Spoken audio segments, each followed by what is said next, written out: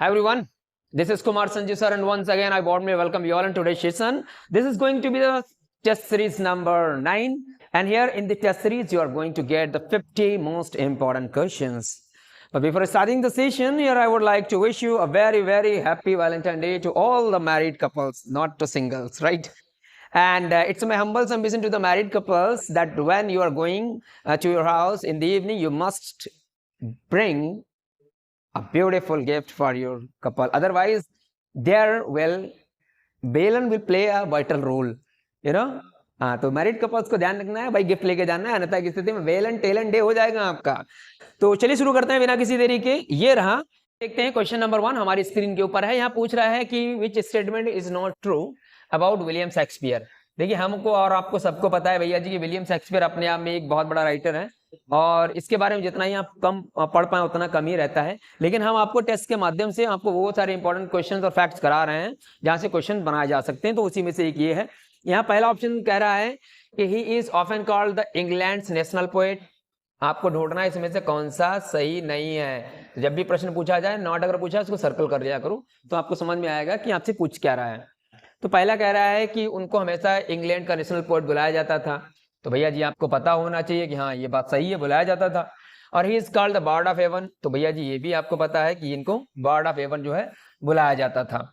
अब आपको बताना ये कि इनको बर्ड ऑफ हेवन जो है बेसिकली कह के किसने बुलाया है। आपके पास दो ऑप्शन है, मैं बता दे रहा हूं। क्या वो वेन जॉनसन है, क्या वो सैमुअल जॉनसन है। अगर इन दोनों में से आपको कोई एक बताना है कि कौन हो सकता है, वेन जॉनसन या फिर Samuel Johnson. Bird of haven करके इनको बुलाया जाता था, ये बात भी सही है। अब यहाँ पूछा ही was a part owner of the Lord Chamberlain man. ये आप जानते हैं इनका ग्रुप था, है ना। क्या उसमें इनका एक हिस्सा था? तो बिल्कुल सही बात है, इनका हिस्सा था। तो अब बचा आपका लास्ट वाला डी वाला, तो यही गलत है। लेकिन इसमें क्या गलत है ये जानना जरूरी है। ये कह रहा है इनका जो बर्थ डेट है उसको ऑब्जर्व किया जाता है सेंट पीटर्स डे के हिसाब से। तो बिल्कुल गलत आंसर है, सेंट पीटर डे नहीं होगा। या सेंट पीटर की जगह पर क्या होगा भैया जी, सेंट जॉर्ज डे। ठीक है ना, सेंट जॉर्ज डे होगा, याद रखना। और आपको पता ही है इनका जन्म कब हुआ था भैया जी, तो ऑब्वियसली बताने वाली बात है नहीं, आप सभी जानते हैं भैया जी कब, 1564 में इनका जन्म हुआ था। और ये एक एलिजाबेथन पोएट, प्लेराइट, ड्रामाटिस्ट कह सकते हैं, ये हैं। और इनके वर्क्स में आपको ह्यूमनिज्म और रिनेसेंस जो है, रेनेशा का इन्फ्लुएंस आपको डायरेक्टली देखने को मिलेगा। तो चलिए देखते हैं दूसरा क्वेश्चन, वही है जो अभी मैंने आपको पीछे बताया था, बिल्कुल सेम वैसे ही। यहाँ पूछा गया whose birthday is observed as a Saint George Day. तो आपसे पूछा जा रहा है कि इनमें से दिए गए 4 ऑप्शंस में से किसके बर्थडे को सेंट जॉर्ज डे के रूप में जो है ऑब्जर्व किया जाता है। क्या वो मिल्टन है, गॉल्सवर्दी है, शेक्सपियर है, या फिर वर्ड्सवर्थ है। तो इसलिए आपको पता है ये शेक्सपियर है। इस बार का ये प्रकार का क्वेश्चन जो है बन सकता है, तो इसको हम लोग लगाएंगे मोस्ट इंपॉर्टेंट में। ठीक है, सेंट जॉर्ज डे है इनका बर्थडे। आगे आपसे पूछ रहा है who named Shakespeare on the cast list for every man in his humor and Sejanus his fall। ये 2 वर्क हैं। यहां पर पूछ रहा है आपसे इन 2 वर्क में किसने शेक्सपियर का जो है नाम दिया है कास्ट लिस्ट में। ये जो तो कास्ट लिस्ट है every man in his humour की या फिर सीजन्स की, तो इसमें किसने जो है शेक्सपियर का नाम वहां पर दिया है। क्या वो जॉन वेबस्टर है, सैमुअल जॉनसन है, वेन जॉनसन है, या फिर रॉबर्ट ग्रीन है। तो ऑब्वियसली सबको पता है every man in his humour या फिर seasons, incognito, every man in out of his humour, ये सबके सब वर्क किसके हैं, ऑब्वियसली वेन जॉनसन के हैं। और मैं आपको हमेशा बताता हूँ कि when Johnson is called the father of comedy of humour. आपको कमेंट बॉक्स में बता देना है कॉमेडी ऑफ ह्यूमर्स में कितने ह्यूमर्स की बात की गई है। चलिए मैंने बता दिए 4। अब वो 4 ह्यूमर्स कौन कौन से हैं वो आपको कमेंट बॉक्स में बता देना है। बता नहीं पा रहे हैं, आपको दिक्कत हो रही है, समस्या है, तो फिर अपने नोटबुक में लिख लेना। या पूछा गया है in which play Shakespeare didn't play any role. हाँ, ये भी ठीक ही क्वेश्चन है कि इनमें से दिए गए जो प्लेज हैं इनमें से किस प्ले में शेक्सपियर महोदय जी ने कोई रोल प्ले नहीं किया है। ये हेनरी 4 होगा, ये हेनरी 5 नहीं है, 4 है। ठीक है, तो क्या वो हैमलेट है, रिचर्ड सेकंड है, एज यू लाइक इट है, या फिर हेनरी 4 है। इनमें से किस वाले वर्क में शेक्सपियर ने कोई रोल प्ले नहीं किया। तो देखो हैमलेट में आपको पता है हैमलेट के फादर का जो हैमलेट के जो फादर होते हैं उनका जो घोस्ट होता है उनका रोल प्ले करते हैं। ठीक है, हैमलेट्स फादर का जो घोस्ट होता है उनका रोल प्ले करते हैं। एज यू लाइक इट में आपको पता है एडम का करते हैं, और इसमें हेनरी 4 में किंग हेनरी का। ठीक है ना, किंग हेनरी का। तो बच्चा इसमें क्या है, रिचर्ड थर्ड, ये वाला आंसर हो जाएगा। आपको मुझे एक प्रश्न ये बता देना है, what is the name of that historical play by William Shakespeare in which there is a mention about the War of Roses. War of Roses जो है किस वाले हिस्टोरिकल प्ले में आपको देखने को मिलता है। आपको पता है there was two different families which are symbolized by the two different names. One is red rose and another one is white rose. एक रेड रोज के नाम से और एक व्हाइट रोज के नाम से जानी जाती थी, ठीक है ना। और यहीं से जो है आपका वॉर ऑफ रोजेस शुरू होता है। अब ये रेड रोज किसको सिंबलाइज करता है और व्हाइट रोज किस फैमिली को सिंबलाइज करता है, इतना आपको कमेंट बॉक्स में मुझे बता देना है, ठीक है ना। तो इसका आंसर क्या हो जाएगा, रिचर्ड सेकंड जो ऐसा प्ले है जिसमें इन्होंने कोई रोल प्ले नहीं किया है, बाकी तीनों में किया है। आगे यहाँ पूछ रहा है who wrote the family Shakespeare in which a new term bowdlerise occurred. कहने मतलब पूछ रहा है कि ये वर्क आप देख रहे हैं द फैमिली शेक्सपियर, ये किसने लिखा है, और इसी वर्क में से एक टर्म आता है वॉल्डराइज। वॉल्डराइज का मतलब होता है, आप जानते हैं, टू कट कह लीजिए है, या फिर टू रिमूव वल्गर थिंग्स। जो भी मतलब कि वल्गर सीन है, ऑब्सैनिटी जो भी है, उसको डिलीट कर देना ही, ठीक है। तो कट कर लो या फिर चाहे इसको डिलीट कर लो, डिलीट, ठीक है ना। हाँ, तो ये किसका है, क्या वो Nicholas Rowe and AC Bradley है, या फिर हेनरिटा एंड थॉमस, या फिर थॉमस एंड निकोलस रो, या फिर कोई नहीं। तो देखो हेनरिटा एंड थॉमस बॉल्डराइज, ठीक है, दोनों भाई बहन थे, इन लोगों ने ही मिलके वर्क लिखा था द फैमिली शेक्सपियर। तो थॉमस वॉल्डर के नाम से ही वॉल्डराइज टर्म जो है वो निकल करके आता है। तो ये वाला प्रश्न आपसे पूछा जा सकता है, रिलेटेड टर्म्स में भी आपके दे रखा है, एम.एच. इब्राहिम वाली किताब में, वहां देख सकते हैं। हाँ, यहाँ पूछा है हु आर शेक्सपियरियन एक्टर्स। ये भी देखो एक मोस्ट इंपॉर्टेंट है भैया जी, इसको पढ़ लो, चाहे पीजीटी वाले हों चाहे टीजीटी वाले हों। मैं अभी आपको क्या बता रहा हूँ, इसको पढ़ना है। आपसे प्रश्न बनाया जा सकता है, क्योंकि जो बंदे नेट का एग्जाम दे रहे होंगे, यूजीसी नेट का, अभी जो आप तो जानते हैं इंटरनेट हो गया है, तो उसमें एक बार क्वेश्चन पूछा गया था शेक्सपियरियन एक्टर्स को लेकर के। तो हो सकता है कि जो एग्जामिनर्स होते हैं वो कभी कभी ऐसा करते हैं कि कट पेस्ट ही कर लेते हैं। मोस्टली आपने देखा होगा कई बार जो अलग अलग एग्जाम्स होते हैं उसमें यूजीसी नेट में जो क्वेश्चंस पूछेंगे डिक्टो वहीं से कॉपी करके और आपके पेपर में दे देते हैं। तो मेरा आपको सभी को एक सजेशन है कि जितने बंदे सीरियस पढ़ाई करने वाले हैं, पीजीटी वाले हों चाहे टीजीटी वाले हों, एक बार आपको क्या करना है, जो यूजीसी नेट का लास्ट ईयर के क्वेश्चन पेपर्स हैं उनको पढ़ लेना है। उसी में शेक्सपियरियन एक्टर के बारे में दे रखा होगा, आप उसको देख लेना, ठीक है ना। हमारे बारे में तो आप सभी जान नहीं रहे हैं कि मैं कौन हूँ, है ना। अगर मैं सुना दूं अपनी जवानी के किस्से तो नए उम्र के लड़के मेरे पैर दबाने लग जाएं।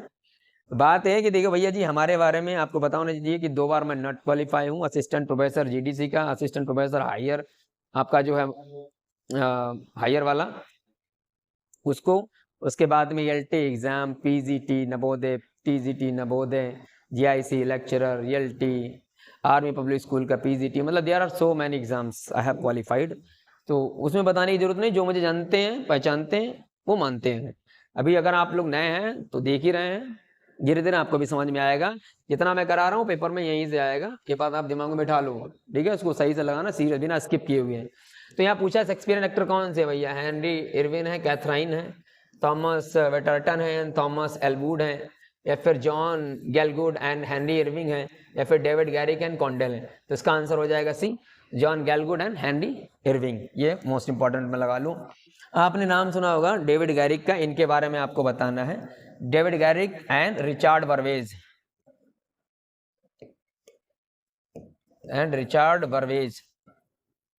ठीक है, इनके बारे में बताना है ये कौन लोग हैं। जब इनको पढ़ेंगे ना तो आपको समझ में आ जाएगा ये क्या है, ठीक है ना। चलिए बाकी यहाँ पूछा गया है who wrote to the memory of my beloved. तो ये वाला इंपॉर्टेंट वर्क है, इसको भी लगा लो, ये सिंगल स्टेटमेंट भी आ सकता है, इसको इंपॉर्टेंट लगाएंगे। ये to the memory of my beloved किसकी यादों में लिखा गया है और किसके लिए लिखा गया है और किसने लिखा है, क्या वो क्रिस्टोफर मार्लो है, मैथ्यू अर्नोल्ड है, हिजलेट है, या फिर बेन जॉनसन है। तो आंसर हो जाएगा डी, बेन जॉनसन, और ये लिखा गया था मिस्टर किसके लिए, शेक्सपियर, ठीक है ना, one of the great dramatist of Elizabethan era. इसमें पूछा गया है कौन सा ऐसा वर्क है जिसका थीम यानी कि जिसकी विषय वस्तु क्या है, सेक्सुअल पजेसिवनेस। तो ये तो समझ ही आ रहा होगा, ये पूछा भी जा चुका है, पता भी होगा। क्या किंग लियर है, मैकबेथ है, कैरोलिनस है, या फिर मिडसमर्स नाइट ड्रीम है? तो इसलिए इसका आंसर हो जाएगा डी, मिडसमर्स नाइट ड्रीम। ये मोस्ट इंपॉर्टेंट में लगा लो इसको। इसमें एक लाइन आती है ना, love can not be seen with दाइन आईज, इस तरीके से इसमें लाइन आती है ना, ये मिडसमर्स नाइट में। इंपॉर्टेंट कोटेशंस कराएंगे तो वहां पर भी आप देखेंगे। इसमें पूछा गया है आपसे कि to see him act is like reading Shakespeare, मतलब समझना ये मोस्ट इंपॉर्टेंट है। मैं इसको पहले बता दूं, इसमें क्या है, मिस्टर कॉलेज एक शेक्सपियरियन एक्टर के बारे में बात कर रहे हैं। तो जब मिस्टर कॉलेज जी शेक्सपियरियन एक्टर को देखते हैं एक्टिंग करते हुए, तो उन्हें ऐसा लगता है कि मानो कि शेक्सपियर को पढ़ रहे हो या देख रहे हो, ये बात पूछ रहा है। तो यहाँ कहा गया to see him act is like reading Shakespeare, उसको एक्ट करने देना मतलब शेक्सपियर को पढ़ने जैसा हो गया है, बाय फ्लैशेस ऑफ लाइटनिंग। तो कौन सा शेक्सपियरियन एक्टर के बारे में ये बात कर रहे हैं मिस्टर कॉलेज महोदय? तो क्या वो डेविड गैरिक हैं, रिचर्ड बर्वेज हैं, या फिर फिलिप कैम्बल हैं, या फिर एडमंड कीन है? तो इसका आंसर हो जाएगा डी, एडमंड कीन। ठीक है, ये इंपॉर्टेंट है, ये इस प्रकार से प्रश्न बनाएगा। अगर ये बनाएगा तो अच्छी सीढ़ी फंस जाएगी, किसी भी किताब में ये प्रश्न नहीं दिए गए होंगे, चाहे कहीं भी ढूंढ के देख लो, किसी यूट्यूब चैनल पर देख लो, ये नहीं मिलने वाले आपको हैं। तो इसीलिए don't underestimate the power of Kumar Sanju sir. यहाँ पूछा गया है कौन सा इसमें ट्रू नहीं है भैया जी, विलियम वर्ड्सवर्थ के बारे में हर बार यही बताता हूँ यार। देखिए कितनी बार मैं आपको इस प्रकार से प्रश्न करा रहा हूँ ताकि विलियम वर्ड्सवर्थ फिनिश कर दें पूरे। तो पूछा गया है Wordsworth was a poet laureate from 1843 until his death from pleurisy on 23rd April 1850। अभी पूछा गया, अब आपको देखना कौन सा सही नहीं है। ये पोएट लॉरिएट जो रहते 1843 में बनते हैं और अपनी डेथ तक रहते हैं, ये पहला स्टेटमेंट आपसे कह रहा है। दूसरा कह रहा है कि Wordsworth debuted as a writer in 1787 when he published a sonnet in the European magazine। तो कहने का मतलब आपको यहाँ समझना है। दूसरा कह रहा है कि मिस्टर विलियम वर्ड्सवर्थ ने अपना डेब्यू किया था एज अ राइटर कब, 1787 में, जब इनकी पहली जो है सोनेट पब्लिश होती है द यूरोपियन मैगजीन में। ये दूसरा यहाँ लिखा है कि इन्होंने बीए डिग्री जो थी वो 1793 में ली थी। तीसरा कह रहा है 1795 में इनको एक लेजेसी मिली थी लगभग 900 का, ठीक है, रैसले कैलवर्ट से। क्या ये बात सही है कि नहीं सही है? तो इसमें देखिए और बताइए क्या आंसर हो सकता है। तो इसका आंसर जो है वो केवल सी वाला है। ये सी वाला सही नहीं, क्योंकि 1793 में नहीं बल्कि 1791 में इनको डिग्री मिली थी। 1793 में आपको पता है इनका डिस्क्रिप्टिव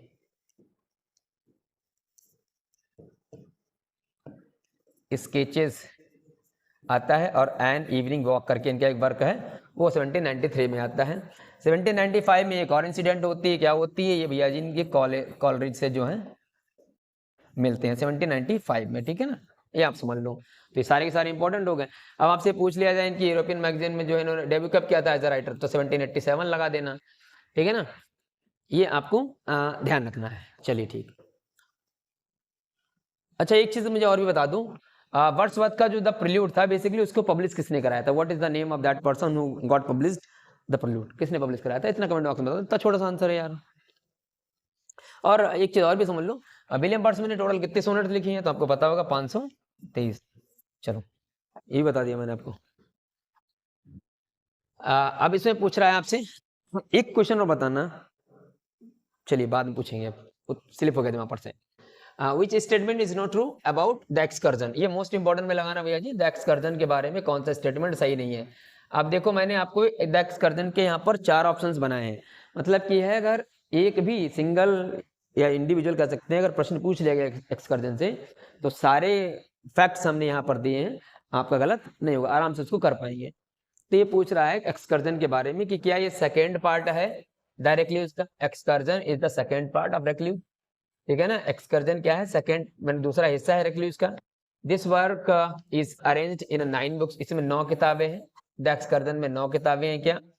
और पूछा the devil is one of the book out of 9 books, the devil जो है इसमें क्या ये नवी किताब है, मतलब 9 किताबों में से कोई एक किताब है डेविल। ये पूछा गया 5 और 6 एंड 7th जो किताबें हैं किसकी, एक्सकर्जन की, उसमें आपको करेक्टर देखने को मिलेगा द पेस्टर। तो इसमें कौन सा सही है? ऑब्वियसली बहुत कम लोग होंगे जो इसको सही कर पाएंगे क्योंकि डिटेल में इतना पढ़ा नहीं होगा, तो इसका आंसर सही हो जाएगा सी में डेविल वाली किताब नहीं है। ठीक है, अभी आगे किताबें हैं वो आपको मिलेंगी इसी में, कौन कौन सी बुक्स इसमें है। बाकी आपको क्या करना है, आपको पूरे के पूरी 9 जो बुक्स हैं उनके नेम्स आपको अपनी नोटबुक में लिख लेने हैं। अगर कभी प्रश्न पूछ लिया गया कि विच इज नॉट अ बुक, है ना, इंक्लूडेड इन द एक्सकर्जन, कौन सी ऐसी किताब है जो एक्सकर्जन में इंक्लूड नहीं है, तो आप आसानी से कर पाएंगे, है कि नहीं। तो मैं जहाँ जहाँ आपको फोकस करा रहा हूँ वहाँ वहाँ आपको फोकस करना है। देखो 50 क्वेश्चन करा रहा हूँ, इतना मेरे पास टाइम नहीं कि मैं यहीं पर हर एक चीज़ एक्सप्लेन करूँगा, तो ये हो जाएगा 2-3 घंटे का वीडियो। टेस्ट सीरीज का मतलब होता है शॉर्ट पीरियड में जितना करा पाओ आप उतना कर दो, ठीक है ना। बाकी बता रहा हूँ उसको अपना अच्छे से पढ़ना, ठीक है। तो याद क्या रखना है, एक्सकर्जन में टोटल कितनी किताबें, 9 किताबें हैं। आपसे पूछा जाए ऐसे कौन कौन सी जो है बुक्स हैं जिसमें आपको पेस्टर करेक्टर देखने को मिलता है, तो आप बताएंगे book number 6, book number 5, book number 6 and book number 7। These are the 3 books in which you will find out the character pastor. ठीक, चलो वेरी गुड। अगर आपसे पूछ लिया जाए भैया जी what is the second part of the excursion, तो आंसर हो जाएगा रेक्लूज। ये भी आगे पूछा गया which is not a book of the excursion, देखो यहाँ पूछा गया आपसे कौन सी इसमें नहीं है। ऐसे यहाँ पे क्वेश्चन बना लो, 9 की 9 किताबें लिख लेना। तो पूछा है the churchyard between the mountains, या फिर the parsonage, the solitary, the despondency, तो इसका आंसर हो जाएगा ये। यहाँ the churchyard between the mountains नहीं, यहाँ पर आपको बताना है कि क्या है, ठीक है। माउंटेन्स नहीं पढ़ेंगे तो पता लग जाएगा आपको। देखो ये किताबें याद कर लेना, ये सब के सब जो है इंपॉर्टेंट है भैया जी, ये 3 ये पूछा जा सकता है, इसको इंपॉर्टेंट लगाओ 2025 में। अगर पेपर टफ बनेगा और एग्जामिनर बेहतरीन बनाएगा तो यहाँ से क्वेश्चन जरूर आएगा, ये मैं बता दे रहा हूँ अभी, चाहे टीजीटी पीजीटी कोई भी हो। यहाँ पूछा गया भैया जी who said about William Wordsworth my peace be with him and happy evening to his on the whole respectable life, तो ये जो है किसने ऐसा बोला है, रॉबर्ट ब्राउनिंग है, सदे हैं, कॉलेज है, या थॉमस कार्लाइल, तो इसका आंसर हो जाएगा डी थॉमस कार्लाइल। यहाँ पूछ रहा है who gave such phrases to William Wordsworth as Simonides the flatterer of Sicilian tyrant, ये मोस्ट इंपॉर्टेंट में लगाऊं, आज तक आपने नहीं पढ़ा होगा इसको, ये नया क्वेश्चन आपके लिए है। कहने का मतलब प्रश्न ये पूछ रहा है कि इनमें से ऐसा कौन सा राइटर है जो 4 ऑप्शन में दिए गए हैं जिन्होंने मिस्टर विलियम वर्ड्सवर्थ के लिए ये 2 अलग अलग फ्रेजेस यूज किए हैं। पहला फ्रेज आपका है सिमोनाइड्स, दूसरा फ्रेज आपका है the flatterer of Sicilian tyrants. ये 2 फ्रेज हैं, ये 2 फ्रेज किसने लगाए हैं मिस्टर विलियम वर्ड्सवर्थ के लिए, क्या वो एडगर एलन पो है, रॉबर्ट ग्रीन है, रिचर्ड बर्वेज है, पीवी शैली है, तो आंसर क्या हो जाएगा भैया आपका पीवी शैली इज द राइट आंसर। आपको बताना है एडगर एलन पो किस प्रकार के नोबेल से साथ एसोसिएटेड है, ये कमेंट बॉक्स में बता देना, ठीक है ना। रॉबर्ट ग्रीन के बारे में आप जान ही रहे हैं, ये is one of the university wits उसमें से आता है, रिचर्ड बर्वेट कुछ नहीं है, ये एक एक्टर है, ठीक है। चलिए who said Milton is undoubtedly the first architect of style and addiction in the language, किसने ऐसा बोला है कि भैया जी मिल्टन जो है वो बिना किसी संदेह के पहले आर्किटेक्ट हैं स्टाइल के मामले में और डिक्शन के मामले में, लैंग्वेज में इनकी बराबरी कोई नहीं कर सकता। किसमें, एक तो डिक्शन के मैटर में और दूसरा स्टाइल के मैटर में। तो आप सबको पता है कि मिल्टन जी ने किस प्रकार की स्टाइल के लिए जाने जाते हैं, तो आपको पता होना चाहिए। ग्रैंड स्टाइल, ग्रैंड स्टाइल के लिए जाने जाते हैं कौन, मिल्टन महोदय। मिडिल स्टाइल, मिडिल स्टाइल के लिए जाने जाते हैं जोसेफ एडिसन। जोसेफ एडिसन के बारे में आपको पता होगा, स्पेक्टेटर वाला सब, ये सब स्पेक्टेटर है, द टैटलर है यार, और ये न्यू क्लासिसिज्म से एसोसिएटेड है, इनके बारे में कोई मतलब नहीं। ग्रैंड स्टाइल के जान तो किसने बोला है, रिले है, मैक वॉटसन है, पेटिसन है, मैकमिलन है, तो आंसर हो जाएगा मैक वॉटसन, ठीक है। चलो आगे पढ़िएगा, ये बहुत ही सरल क्वेश्चन है, आप इसको पढ़िएगा, बताइएगा कि क्या इसका आंसर हो सकता है, फटाफट देख के बताइए क्या आंसर होगा इसका। बहुत ही इजी है, इसमें कुछ ज्यादा टफ नहीं है।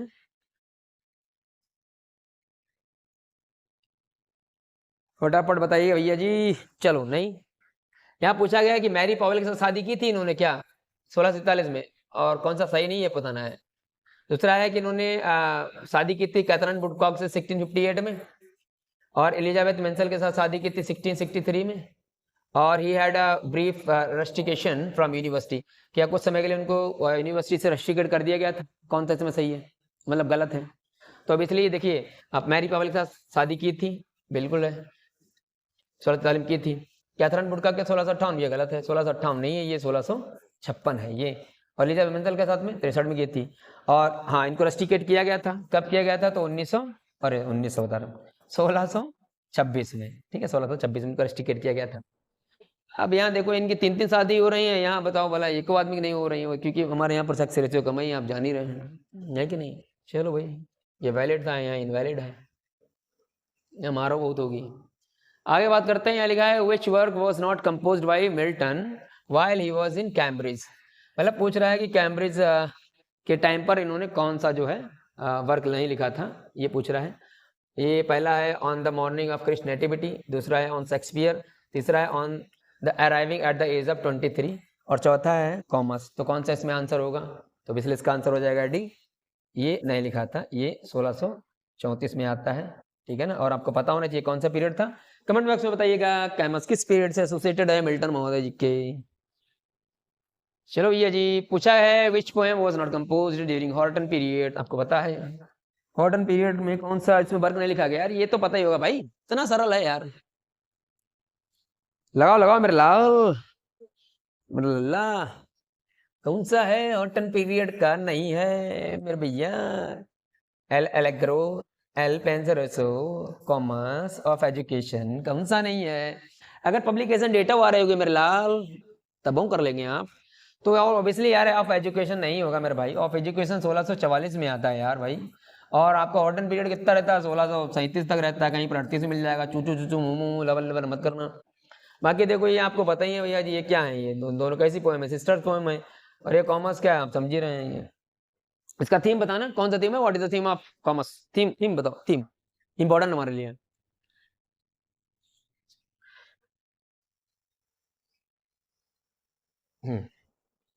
इसका थीम बताना है आपको भाई। चलिए यहाँ पूछा है कौन सा स्टेटमेंट सही नहीं है, यहाँ पर भी लोग पूछ लिया गया कौन सा सही नहीं स्टेटमेंट मिल्टन के बारे में। ये इसलिए इस प्रकार के क्वेश्चन बन रहे हैं ताकि आपको सब कुछ देखे मिल जाए। और ये वही कर सकता है मेरे भैया जो पढ़ रहा होगा सही से, वरना हल्के फुल्के आदमी यहाँ हवा मोड़ जाएंगे, यहाँ दिखाई नहीं देंगे, बोलेंगे गुरुजी का ही पढ़ा रहे हैं, समझे में नहीं आ रहा, इतना टप टप बनाते हैं, ऐसा नहीं आएगा पेपर में। अरे मेरे भैया ऐसे ही आएगा, समझ रहे हैं? पढ़ने वालों के लिए ये इजी है, नहीं पढ़ने वालों के लिए तो सिंगल स्टेटमेंट में वाला भी दिक्कत है। प्रश्न आजकल ऐसे बनेंगे, है ना। अब ये वो जमाना चला गया जब एक लाइन का क्वेश्चन आता था 125 में 121 लोग कर देते थे, ऐसा आता ना 125 में 125 तो मारेंगे। लेकिन अभी ऐसा आ रहा है तो आदमी फंस जाती, सीडी हो नहीं पाते 100 क्वेश्चन, समझो। जो सब उसी को होते हैं जो बहुत पढ़ता है। तो इसमें पूछा गया कौन सा सही नहीं है, क्या वो रेडिकल क्रिश्चियन थे? हाँ या ना बताना। हिज यहाँ पर फादर होगा भैया, हिज फादर, ठीक है, his father was a scrivener, he wrote poetry in Greek, Latin and Italian. वैसे तो इनको पता होना चाहिए 6 भाषाओं में इन्होंने लिखी थी, 6 भाषा इनको ज्ञान था। मिल्टन कोपरनिकस से मिले थे, बताओ ये गलत हो जाएगा, कोपरनिकस से नहीं बल्कि भैया जी गैलीलियो से मिले थे, ठीक है ना। तो ये वाला लास्ट वाला पूछ सकता है कि इनमें किससे मिले थे, तो गैलीलियो याद रखना, गैलीलियो। इसमें पूछा जा रहा है ऐसी वर्ड्सवर्थ की पोएम बताओ भैया जी जो फोकस करती हो प्री एग्जिस्टेंस पे। प्री एग्जिस्टेंस का मतलब लल्ला समझ लो। देखो यार हमको और आपको पता है कि हम लोगों का असली घर कहाँ है मेरे भाई। एक ना एक दिन तो जाना है ही, जहां से आए वहीं से आएंगे, हेवन में ही है। तो जब हम लोग वहां से आते हैं एक बच्चे के साथ में उसके पुराने घर की यादें जुड़ी होती हैं, है कि नहीं।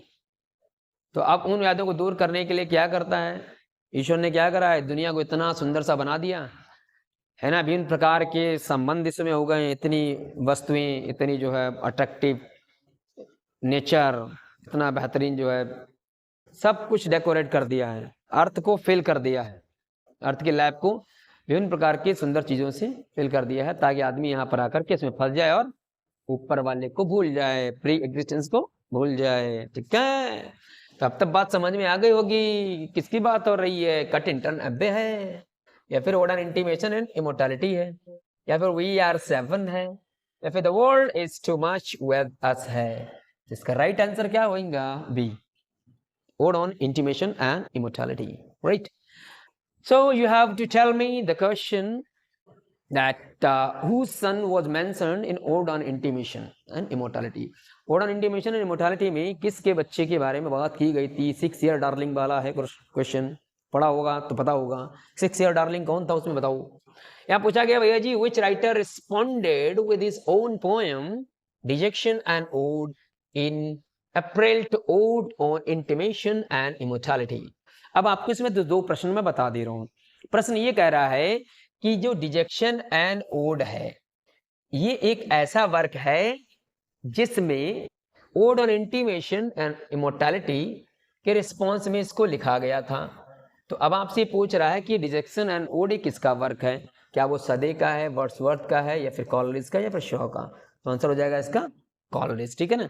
तो अगर ये प्रश्न आ जाए कि with which work Coleridge responded to ode on intimation and immortality, कि कॉलेज ने किस वर्क के द्वारा ode on intimation and immortality को रिस्पॉन्ड किया था, तो आंसर क्या हो जाएगा, डिजेक्शन एंड ओड, ठीक है ना। सही है, बढ़िया है। अब यहाँ पूछ रहा है भैया जी, in which year the final ending was given to Laodamia. Laodamia को फाइनल एंडिंग कब मिली थी, ये आपसे पूछा गया। इसको लगाओ मोस्ट इंपॉर्टेंट। देखो आपको हमको सबको पता है कि आज क्या है भैया जी, वैलेंटाइन डे है। तो जितने भी मैरिड कपल्स हैं उनके लिए 2 लाइन है, आप अपने पार्टनर को सुना सकते हैं, प्रसन्न हो जाएगा वो। क्या है कि इश्क भी ना करने की 2 वजह थी। इश्क भी ना करने की 2 वजह थी। कितनी वजह थी, 2 वजह थी। या तो दिल नहीं होता, या तो तुम नहीं होते, ठीक है, आप समझ लो बात, ये सुना देना। तो इसमें पूछा गया कब फाइनल एंडिंग दी गई भैया जी, तो क्या है 1843, 45, 50, 37, आंसर हो जाएगा बी 1845। अब यहाँ पूछा गया है when a poem is evaluated specially it's emotional effect upon the reader. जब किसी भी पोएम को इवैल्यूएट किया जाता है स्पेशली इमोशनल इफेक्ट को लेकर, कि उसका इमोशनल इम्पैक्ट या इफेक्ट रीडर पर क्या पड़ रहा है, उसके आधार पर जब आप किसी वर्क को एवेल्युएट करते हैं तो वहां पर किस प्रकार की फैलेसी आ जाती है।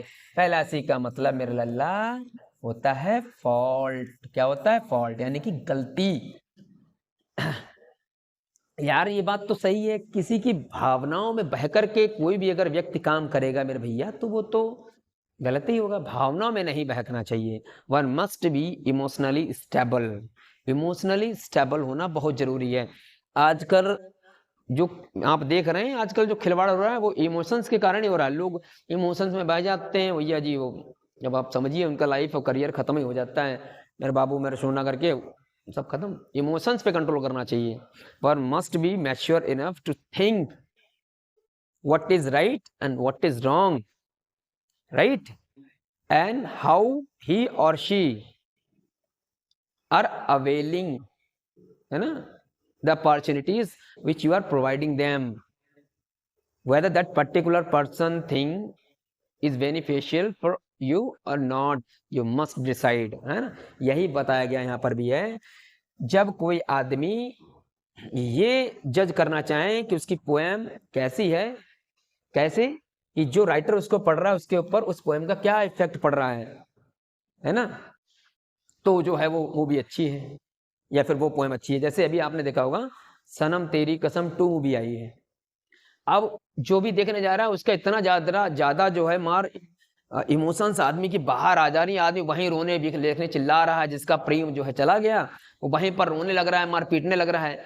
तो अब जो लोग रो रहे हैं, जो बिलख रहे हैं, उनके आधार पर हम ये जज करें कि नहीं यार इसकी पोएम जो है, ये जो मूवी है बहुत बढ़िया है। देखो मूवी बढ़िया है या नहीं है, वो ये नहीं कि 10-20 लोग रो रहे हैं यार, वो तो प्रेमी है, उनका दिल पहले टूटा, उखड़ा पड़ा, उनका कोई है नहीं यार, उसके आधार पर जज करोगे। उसमें आपको ये देखना चाहिए कि what kind of message you are providing to the society, है ना, what kind of the moral values you are trying to inculcate in the upcoming generations. उसके आधार पर चीजों को जज करना चाहिए कि नहीं इमोशंस की बात में चिल्ला रहा है, हाय रे, है ना, तू नहीं है तो तेरी याद, मतलब इस तरीके से चीजों को इमोशनली जो है उसको जज करना ही यदि क्या हो जाता है, अफेक्टिव फैलासी हो जाएगा, ठीक है ना। इमोशंस पे अगर आप किसी चीज को जज कर रहे हैं तो क्या हो जाएगा, अफेक्टिव फैलासी हो जाएगा। पैथेटिक फैलासी आप समझ रहे हैं, ये जस्ट लाइक ए पर्सोनिफिकेशन होता है, लेकिन इसमें जो है हमारे जो ह्यूमन एट्रीब्यूशंस होते हैं वो पैथेटिक फैलासी में नेचर को दे दिए जाते हैं। जैसे मैंने कह दिया ना, बहुत थोड़ा बहुत ही अंतर रहता है ना। मैं ठहरा रहा और जमी चलने लगी, इसमें कौन सा होगा, पैथेटिक फैलासी है ये। बात समझ में आ रही नहीं आ रही? पढ़ना एक बार सही से और समझ में आएगा। बाकी इंटेंशनल फैलासी आप समझ ही रहे हैं, जानबूझकर आप एरर को क्रिएट कर देना इंटेंशनल फैलासी होता है ना। और मैजिक रियलिज्म आप समझ ही रहे हैं, मैजिक रियलिज्म क्या होता है? Willing suspension of belief, disbelief आप समझे हैं, वो मैजिक रियलिज्म होता है। जैसे जो है वो नहीं है और जो नहीं है वो है। मतलब आप साउथ का मूवी देखते हैं, ये एग्जाम्पल आपको बता रहा हूँ, अभी आपको और समझ में आएगा। मैजिक रियलिज्म आदमी क्यों प्रयोग करता है? ताकि चीज़ों को इंटरेस्टिंग बना दे। मैजिक रियलिज्म जैसे कि आपको घोस्ट उसमें दिखा दिया है ना, या फिर कोई और इंटरटेनिंग चीज़ में मिला दी, ताकि और भी इंटरेस्टिंग जो है वो स्टोरी या मूवी बन जाए। जैसे कि साउथ मूवी में आप समझिए, एक हीरो 100 या 50 लोगों को अकेले उठा के पटक देता है, क्या संभव है?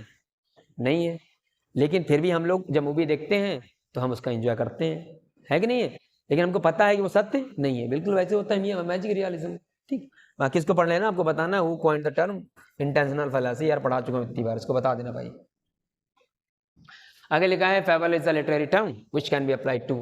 फेबल एक लिटरेरी टर्म है जिसको किसके लिए अप्लाई किया जा सकता है? क्या वो प्लॉट एंड एपोलॉग है, स्टोरी एंड एपोलॉग है, कैरेक्टर्स एंड एपोलॉग है, या फिर सॉन्ग एंड कोरस है? तो आंसर हो जाएगा ये, इसको लगाओ मोस्ट इंपॉर्टेंट में, ठीक है ना। अगर किसी को दिक्कत है कि ये फेबल प्लॉट कैसे है, तो भैया जी अरिस्टोटल का ट्रेजेडी पढ़ लेना जा करके, उसमें सीधा सीधा दे रखा है फेबल और प्लॉट ऐसे लिखा होगा, ऐसे बड़े बड़े अक्षरों में, ठीक है। और एपोलॉग तो आप जान ही रहे हैं, पिछली बार पूछा गया था अभी टीजीटी में, या पूछा गया कौन सा करेक्टली मैच्ड नहीं है। और इसमें लिटरेरी टर्म्स दे रखे हैं, ये सारे के सारे जो हैं इंपॉर्टेंट हैं, इस बार इन्हीं का नंबर है, इसलिए इनको सही से पढ़ना है, बार बार रिवाइज करना है, ठीक है।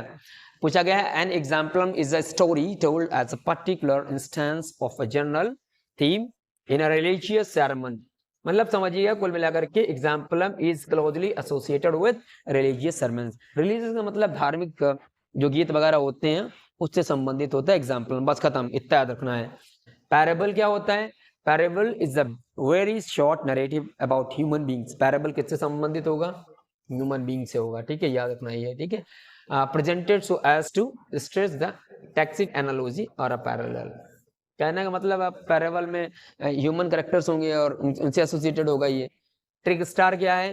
ट्रिक स्टार क्या है भैया जी? ये करेक्टर है, याद रखना, मोस्ट इंपॉर्टेंट है। ट्रिक स्टार क्या है? ये करेक्टर के बारे में बात करता है।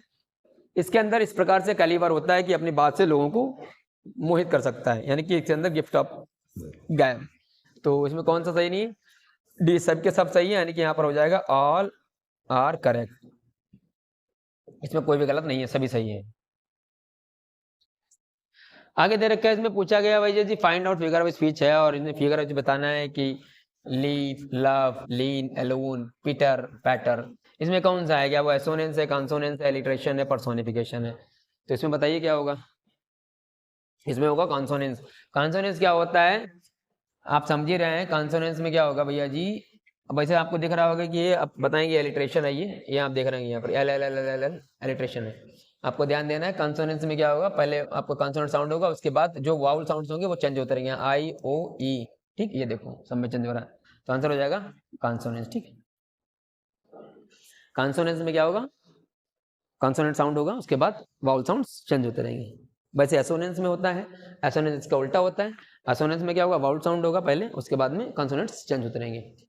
अ place where aeroplanes are kept, aeroplane कहाँ रखे जाते हैं? डिपोट में, मिंट में, स्टैबल में, हैंगर में, तो आंसर हो जाएगा हैंगर, इंपॉर्टेंट है।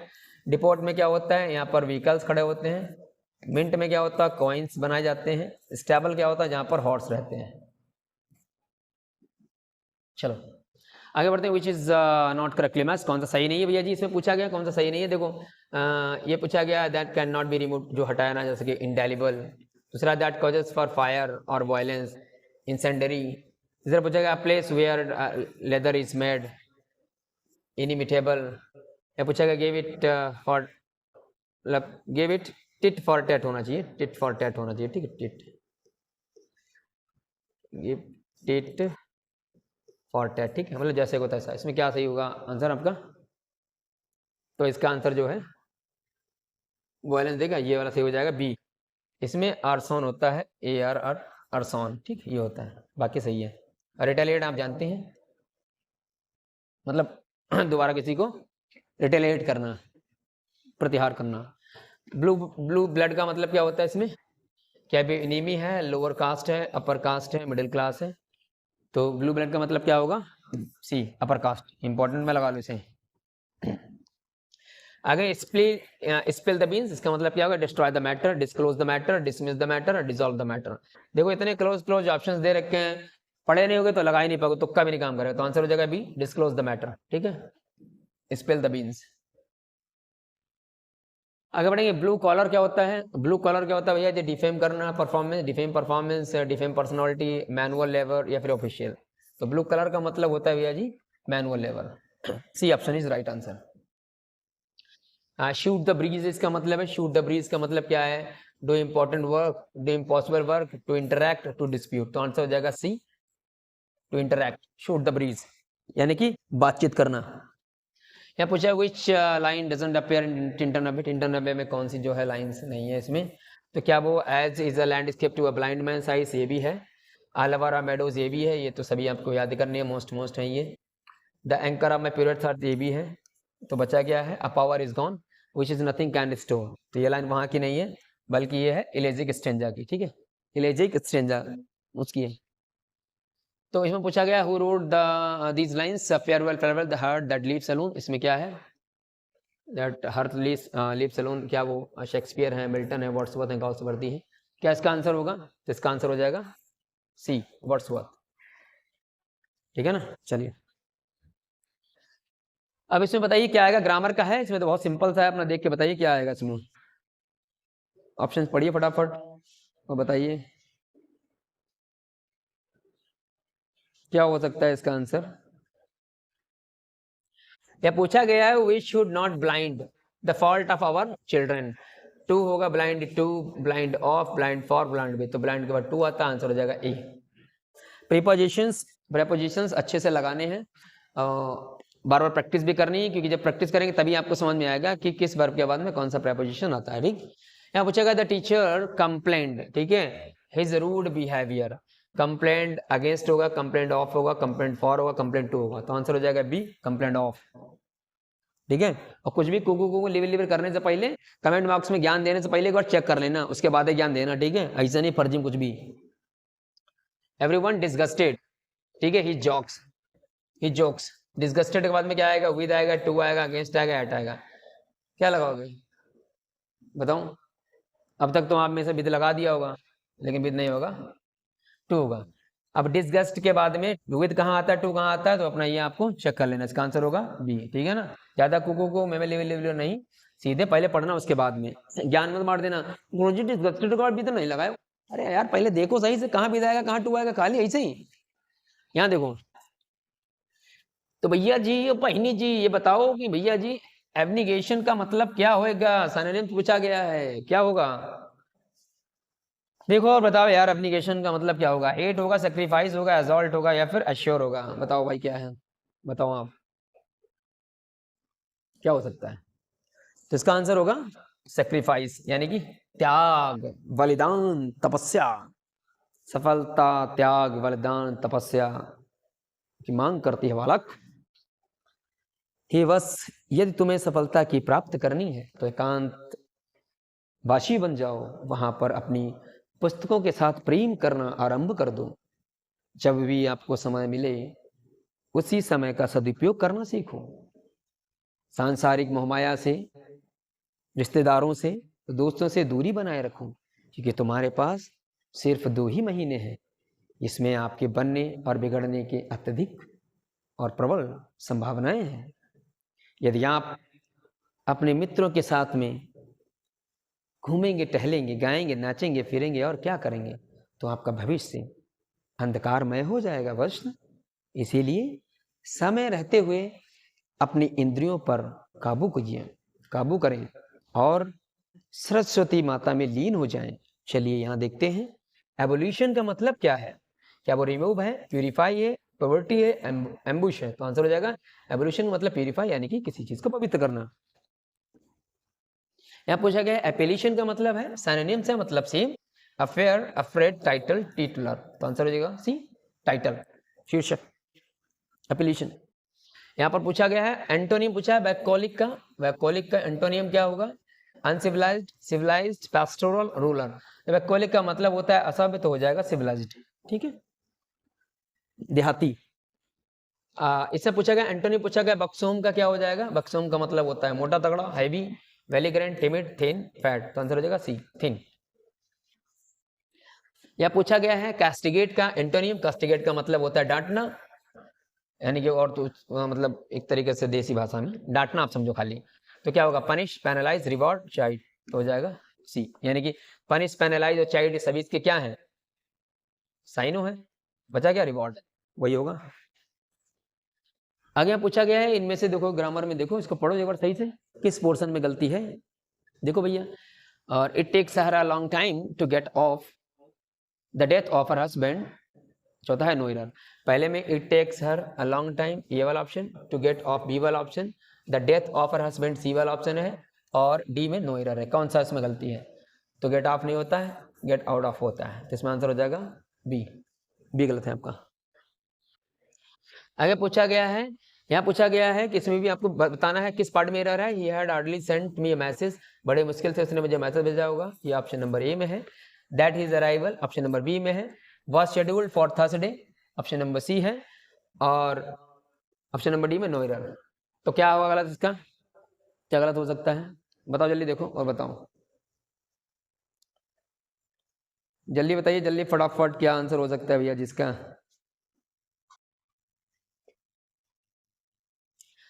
यहाँ पर एडवर्ब आपकी गलत है, इसको सही कीजिएगा, आंसर ये सही हो जाएगा। यहाँ देख रहा हो तो ये मत देखना, समझ में आई बात है, पहले बता दे रहा हूँ, दिमाग लगाओ वहाँ। Which is not work by Galsworthy, कौन सा वर्क इनके द्वारा नहीं है? Exile, the show, old English, the windows. Answer हो जाएगा द विंडोज, क्योंकि द वो नहीं है, ठीक है, ये वाला है। तो पहले सही से पढ़ें, बाद में कुकू को में लिबर करें। आगे बढ़ते हैं, पूछा गया है which work by Galsworthy deals with the murder and suicide. इसमें कौन सा ऐसा वर्क है जो मर्डर और सुसाइड से डील करता है? ये मोस्ट इंपोर्टेंट में लगा लूँ, इस बार के गाउसवर्दी से ऐसे प्रश्न बनाएंगे। गाउसवर्दी में ज्यादा पूछने के लिए कुछ है भी नहीं वैसे।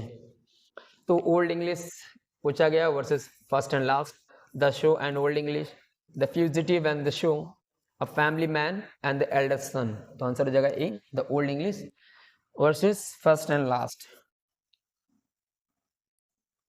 यह पूछ लेंगे which play of Galsworthy divided into 9 episodes. 9 episode ऐसे कौन सा वर्क है जिसमें 9 एपिसोड हैं गाउसवर्दी के? क्या वो फैमिली मैन है, सिल्वर स्पून है, फॉरेस्ट है, स्केप है? तो आंसर हो जाएगा डी, स्केप। ये लगा मोस्ट इंपॉर्टेंट, 2025 में ये पूछा जाएगा ये, ठीक है, टीजीटी में आप समझ लो। अगर ये आ जाएगा तो आपको पता होना चाहिए the one and only person who have told you about that particular question is none other than mister Kumar Sanju sir. 9 किताबें हैं इसमें, 9 एपिसोड है, मतलब 9 किताबें। यहाँ पूछा गया है which work by Galsworthy has a theme who touches pitch shall be defiled. ये लाइन कहाँ से ली गई है? क्या वो द एल्डर सन से है, सिल्वर बॉक्स से, स्ट्राइप से, या द स्किन गेम से? आंसर हो जाएगा डी, द स्किन गेम। और लास्ट क्वेश्चन है ये भैया जी, यहाँ पूछा गया है कि गाउसवर्दी को कब नोबेल प्राइज मिला? 1936, 32, 23, 43? आंसर हो जाएगा बी, 1932। तो ये रहे मोस्ट इंपॉर्टेंट 50 क्वेश्चंस जो हमने आज और आपने लगाए हैं। आशा करते हैं आपको ये सारे क्वेश्चंस पसंद आएंगे। अगर पसंद आए हैं तो लाइक करें, कमेंट करें और शेयर करना ना भूलें। जय हिंद, जय भारत। और हाँ, 1 मिनट, सबसे खास बात, यदि आप हमसे कांटेक्ट करना चाहते हैं तो डिस्क्रिप्शन बॉक्स में दिए गए मोबाइल नंबर पर आप संपर्क कर सकते हैं। ठीक है, जय हिंद।